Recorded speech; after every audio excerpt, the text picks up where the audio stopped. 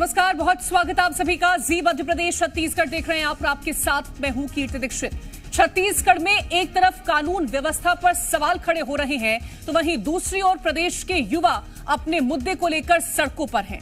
आज हम आपको प्रदेश के दो बड़े मुद्दों पर बात बताएंगे, जिसमें पहला बड़ा मुद्दा है डीएड अभ्यर्थियों की नियुक्ति का, जिसको लेकर सुप्रीम कोर्ट की ओर से भी फैसला सामने आ चुका है, लेकिन अभ्यर्थियों के हित में अब तक फैसला नहीं लिया गया।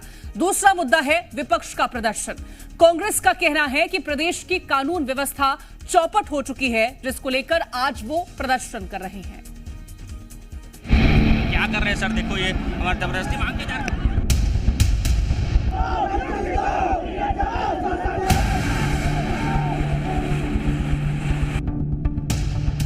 जब हम लोग को वोट देने के लिए बोलते हैं तो गाड़ी भेजते हैं हम लोग के लिए, चलो वोट दो। और आज जब हम अपने हक के लिए आए हैं तो ये गाड़ी हम लोग को ले जाने के लिए आई है। सरकार की नाकामी की वजह से 3 परिवारों की मौत हुई और उसका जिम्मेदार गृह मंत्री।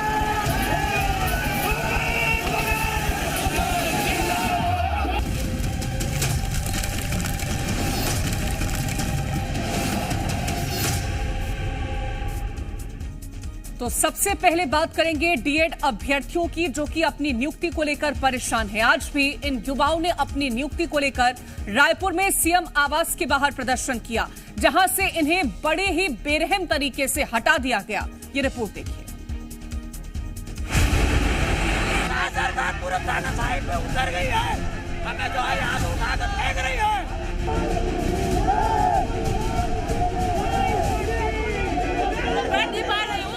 लेकिन फिर भी सूखा धरने पे 20 दिन से लगातार बैठे हुए हैं। समझ नहीं आता सर, सरकार हमारे साथ ऐसा क्यों करेगा? ऊँट के पैरों तले से हमको दबाया जा रहा है सर। क्या मुँह लेके घर जाऊंगी सर? मैं नियुक्ति लेने के लिए आई थी।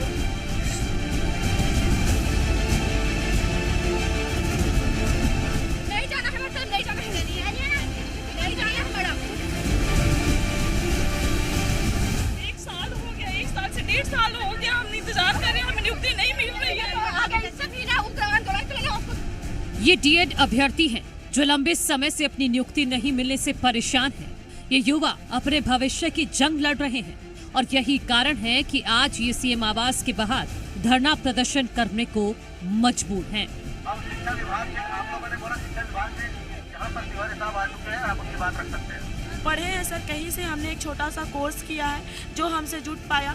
टेट पास किए, डीएलएड किए, शिक्षक भर्ती की परीक्षा। अपनी नियुक्ति को लेकर लगातार डीएड अभ्यर्थियों का प्रदर्शन जारी है, लेकिन इन्हें नियुक्ति नहीं, केवल आश्वासन ही दिया जा रहा है। देखिए, तस्वीर सबसे पहले दिखा देता हूं। मुख्यमंत्री निवास के पास डीएलएड और डीएड के जो ये अभ्यर्थी हैं वो पहुंच चुके हैं और इनकी मांग एक ही है और मांग वही है कि कोर्ट के निर्देश, कोर्ट के आदेश के मुताबिक इनकी नियुक्ति की जाए। जहां जहां पे नियुक्ति की जानी है, 3881 पद हैं करीब, जिन पे इनकी नियुक्ति होनी है और वहां पे नियुक्ति की जाए। 2 अक्टूबर से, मतलब इसी साल के 2 अक्टूबर से ये तूता धरना स्थल पे अनिश्चितकालीन आंदोलन पे बैठे हैं। हैरान कर देने वाली बात यह भी है कि अभ्यर्थी कितनी भी गुहार लगा ले, कितनी भी परेशानी बता ले, हाई कोर्ट की ओर से भले ही 8 महीने पहले निर्देश दे दिए गए हों, लेकिन जिम्मेदार इनकी कोई सुध नहीं ले रहे। और तो और जब जब ये अपनी आवाज बुलंद कर रहे हैं, तब तब इन पर प्रशासनिक दबाव बनाया जा रहा है। आज भी ऐसी ही तस्वीर देखने को मिली। यदि वो अपने आप को सर्वोपरि मानते हैं तो सुप्रीम कोर्ट और हाई कोर्ट को बंद कर दे, ताला जड़ दे। क्या जरूरत है सुप्रीम कोर्ट और हाई कोर्ट का? क्या मुंह लेके घर जाऊंगी सर? मैं नियुक्ति लेने के लिए आई थी। सरकार हमारे साथ सौतेला व्यवहार करती है। बीएड वालों को मिलने के लिए पर्सन नहीं मिलते हैं और हम लोग के साथ सौतेला हम लोग को मिलने भी नहीं दिया जाता है सर। आते हैं कि हम बीएड को निकाल कर हम डिप्लोमाधारी को नियुक्ति दे, लेकिन आज 1 साल हो गया, 1 साल से 1.5 साल हो गया हम इंतजार कर रहे हैं, हमें नियुक्ति नहीं मिल रही है। हमें बोलते हैं धारा 144 और आचार संहिता का हवाला दिया जा रहा है, लेकिन माननीय सुप्रीम कोर्ट और हाई कोर्ट के जो आदेश है उसका उल्लंघन कुछ सरकार कर रही है। फिर वो क्या है सर? अगर हाई कोर्ट और सुप्रीम कोर्ट का उल्लंघन है तो वो क्या है? वो संविधान का उल्लंघन नहीं है। सवाल यही है कि आखिर कब तक इन अभ्यर्थियों को नियुक्ति मिलेगी? आखिर क्यों इनकी ओर जिम्मेदारों का कोई ध्यान नहीं है? क्या ये लोग छत्तीसगढ़ का हिस्सा नहीं है? क्या ये लोग छत्तीसगढ़ के नागरिक नहीं हैं? आखिर इन्हें किस बात की सजा दी जा रही है? ब्यूरो रिपोर्ट, जी मीडिया। और अब आपको बताते हैं कि डीएड अभ्यर्थियों की क्या कुछ मांग है। डीएड अभ्यर्थी लगातार अपनी नियुक्ति की मांग कर रहे हैं। अभ्यर्थियों का कहना है कि हाईकोर्ट के आदेशों के अनुसार नियुक्तियां दी जाएं। करीब 33,000 ऐसे शिक्षक हैं जो लगातार प्रदर्शन कर अपनी नियुक्ति की मांग कर रहे हैं और अभ्यर्थियों का कहना है कि जल्द से जल्द उन्हें सहायक शिक्षक के पद की नियुक्तियां दी जाएं। हैरानी की बात तो यह है कि हाईकोर्ट के आदेश को 8 महीने पूरे हो चुके हैं, सुप्रीम कोर्ट के आदेश को 2 महीने पूरे हो चुके हैं और सरकार और विभाग की ओर से कोई कार्रवाई नहीं की गई। अभ्यर्थी 2 अक्टूबर से लगातार धरना प्रदर्शन कर रहे हैं, लेकिन इन अभ्यर्थियों की कोई भी सरकारी प्रतिनिधि सुध नहीं ले रहा। एक तरफ इन अभ्यर्थियों की मांग है तो वहीं दूसरी ओर कई तरह के सवाल हैं और सवाल ये कि सड़कों पर डीएड अभ्यर्थी आखिरकार फैसला कब तक आएगा? डीएड अभ्यर्थियों को नियुक्तियां कब मिलेंगी और कोर्ट के आदेश के बाद भी आखिरकार देरी क्यों हो रही है? क्योंकि प्रदेश का युवा परेशान है और जिम्मेदार क्या उनकी इस स्थिति से अनजान बने बैठे हैं? ये कई तरह के सवाल हैं और जिस तरह से सत्यप्रकाश हमारे संवाददाता पहले भी आपको घटनास्थल से तस्वीरें दिखा चुके हैं, एक बार फिर से सत्यप्रकाश हमारे साथ रायपुर से जुड़ गए हैं। सत्यप्रकाश, दोपहर के वक्त में हमने वो तस्वीरें देखी थी जब अभ्यर्थी वहां पर रोते बिलखते हुए नजर आए थे और उन्हें हटाने की कोशिश वहां से की जा रही थी। अभी वहां पर क्या स्थितियां हैं? देखिए, तमाम जो अभ्यर्थी मुख्यमंत्री निवास के पास जाकर बैठे थे उन्हें वहां से हटा दिया गया, वहां से बसों में भर के उन्हें दूसरी जगह ले जाया गया। दूसरी बड़ी चीज यह है कि जिस तरह से अभ्यर्थी वहां पे पहुंचे, ये अपने आप में एक बड़ा सवाल है, क्योंकि मुख्यमंत्री निवास के ठीक पास में वो पहुंची और वहां पे धरने के बैठे हैं और ऐसा नहीं है कि उनकी संख्या 2, 4, 5, 10 रही होगी। अगर वहां पे धारा 144 लगी हुई है, अगर वहां पे धरना प्रदर्शन की अनुमति नहीं है, तो उस वक्त तक पुलिस प्रशासन क्या कर रहा था जब वहां पे वो लोग जाकर बैठे, और जब बैठ गए वहां पे और अपनी मांगों को लेकर बैठे, वो चाह रहे थे कि या तो शिक्षा सचिव को अपना ज्ञापन दे, नहीं तो शिक्षा मंत्री को दे। हालांकि मुख्यमंत्री विष्णुदेव साय अभी शिक्षा महकमे का जिम्मा संभाल रहे, तो उस लिहाज से वो चाह रहे थे या तो मुख्यमंत्री को ज्ञापन दे या शिक्षा विभाग के सचिव को ज्ञापन दे। लेकिन इस बीच में अनाउंसमेंट होता है और अनाउंसमेंट ये होता है पुलिस अधिकारियों की ओर से कि शिक्षा विभाग के डायरेक्टर आए हैं और वो आपका ज्ञापन लेंगे, आपकी बातें सुनने आए हैं। लेकिन उस वक्त में अभ्यर्थियों ने स्पष्ट तौर पे मना कर दिया मिलने से शिक्षा विभाग के डायरेक्टर से, और अभ्यर्थियों का यह तर्क था कि शिक्षा विभाग के डायरेक्टर से वो कई दफा मिल चुके हैं लेकिन उनके मसले का हल नहीं निकल पाया है, इसलिए वो शिक्षा विभाग के सेक्रेटरी से ही मिलना चाह रहे हैं, लेकिन वो नहीं हो पाया। उसके बाद चूंकि मुख्यमंत्री निवास के ठीक बगल का एरिया था तो धारा 144 चुनाव आचार संहिता लगा हुआ है, इसका हवाला दिया गया और वहां से अनाउंसमेंट के साथ प्रशासनिक और पुलिस के अधिकारियों को उन्हें हटाया गया, उठाया गया। वो लोग नहीं उठना चाह रहे थे लेकिन उठाया गया, बसों में भरा गया, वहां से हटाया गया।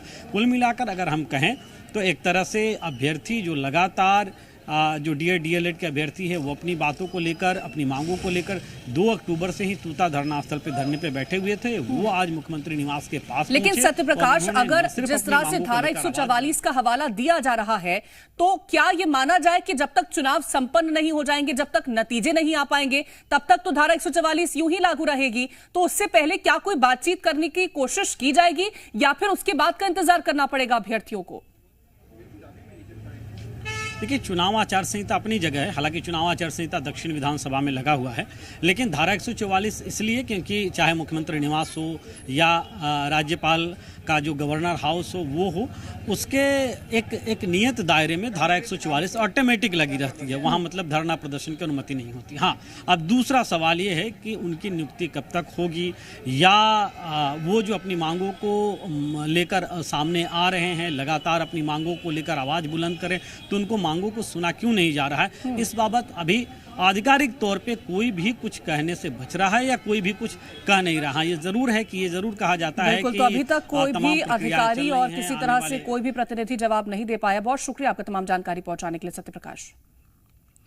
और अब बात करते हैं कवर्धा कांड की, जिसे लेकर आज कांग्रेस ने बड़ा प्रदर्शन किया और इस प्रदर्शन में कांग्रेस के कई दिग्गज नेता मौजूद रहे और तो और इस प्रदर्शन में शिव प्रसाद साहू की बेटियां भी शामिल हुई और इस दौरान कांग्रेस ने कई मांगों को सरकार के सामने रखते हुए कानून व्यवस्था पर सवाल खड़े किए।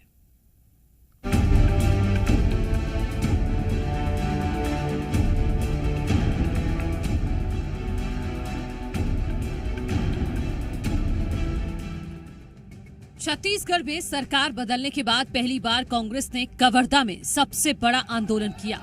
इस आंदोलन में पूर्व मुख्यमंत्री भूपेश बघेल, पीसीसी चीफ दीपक बैज, कांग्रेस विधायक और प्रदेश भर के बड़े नेता और बड़ी संख्या में कांग्रेस कार्यकर्ता शामिल हुए। लोहारडी मामले को लेकर लगातार कांग्रेस आक्रामक है और आज एक बड़ा आंदोलन कवर्धा में किया गया और जिसमें डिप्टी सीएम कार्यालय का घेराव का कार्यक्रम भी कांग्रेसियों के द्वारा रखा गया था, जिसमें पूर्व मुख्यमंत्री भूपेश बघेल और कांग्रेस के प्रदेश अध्यक्ष दीपक बैज भी शामिल हुए। कांग्रेसियों के द्वारा लगातार जो है डिप्टी सीएम कार्यालय घेरने की कोशिश की गई और रैली जो है लगातार उनकी आगे बढ़ रही थी। जो लेयर था उसे वो पार नहीं कर पाए। पुलिस की शक्ति के सामने कांग्रेसी वहीं के वहीं रह गए और आखिरकार वे अपना ज्ञापन सौंप कर लौट गए। इस विरोध प्रदर्शन में लोहारडी घटना में मारे गए शिव प्रसाद साहू की बेटियां भी शामिल हुई। इस प्रदर्शन के दौरान कांग्रेस ने अपनी कई मांगे सरकार के सामने रखी। इन मांगों में क्या क्या शामिल था वो आपको बताते हैं। बढ़ते अपराध और बिगड़ती कानून व्यवस्था। लोहारडी मामले में निर्दोष ग्रामीणों की तत्काल रिहाई।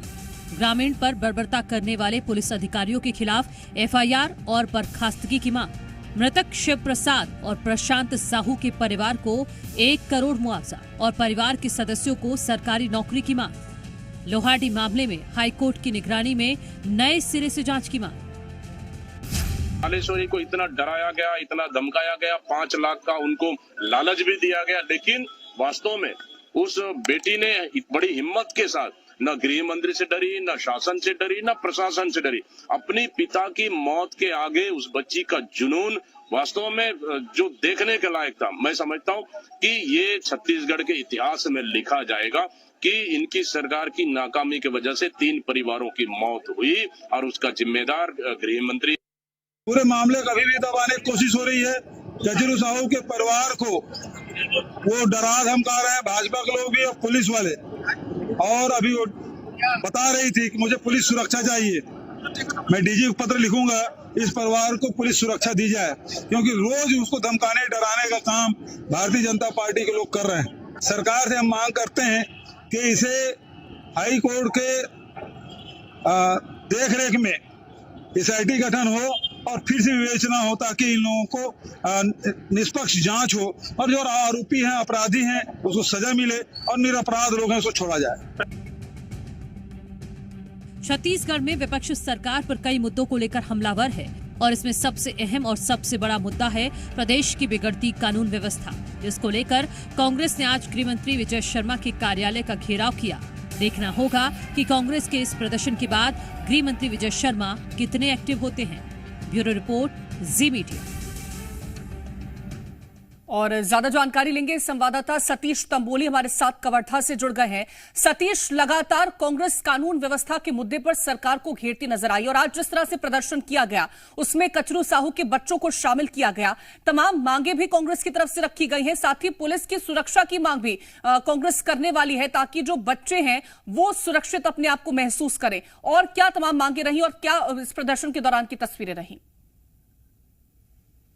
जी, लोहारडी कांड को लेकर राजनीति लगातार चल रही है और ये आगे भी चलेगा। जैसे कि आज पूर्व मुख्यमंत्री भूपेश बघेल और दीपक बैज ने कहा कि अभी जो है ये आंदोलन प्रदेश स्तर पर रहेगा और राजनीति लगातार हो रही है। अब बता दूं कि कुछ दिनों पहले गांव के ग्रामीण आए हुए थे और वो बोलते हैं कि अब जो इस मामले को लेकर काफी खूब राजनीति हो गई है और राजनीति नहीं, अब उन्हें इंसाफ चाहिए, क्योंकि जो है जो निर्दोष हैं उनके परिजन भी जेल में बंद हैं। सामने दीपावली है और दीपावली के कारण वो चाहते हैं कि जो निर्दोष है वो रिहा कर दिया जाए और परिवार के साथ दीपावली का त्योहार मनाने चले आए। वहीं दूसरी ओर जो है कांग्रेसियों का आरोप है कि ये जो बीजेपी का जो है बना बनाया ये काम है, ये जो खेल जो किया जा रहा है ये बीजेपी के द्वारा किया जा रहा है। वहीं जो कचरू की बेटी है उसको लेकर भी लगातार सियासत हो रही है। कचरू की बेटी को लेकर कांग्रेस यह कह रही है कि जो डिप्टी सीएम है उनको उनके बेटी को, उनके परिजन को लगातार धमका रही है, डरा रही है, बरगला रही है, लालच दे रही है। वहीं जो है भाजपा का कहना है कि ये कांग्रेसी जो है ओछी राजनीति कर रही है। छोटी बच्ची जो है, नाबालिग है, जो 14 साल की बच्ची है, उसको लेकर वो नाराज, वो जो है राजनीति कर रही है। जी बिल्कुल, तो इस पर राजनीति तो देखने को मिल रही है। बहुत शुक्रिया आपका तमाम जानकारी पहुंचाने के लिए सतीश। और फिलहाल के लिए इस खास पेशकश में इतना ही। आप देखते रहे जी मध्य प्रदेश छत्तीसगढ़।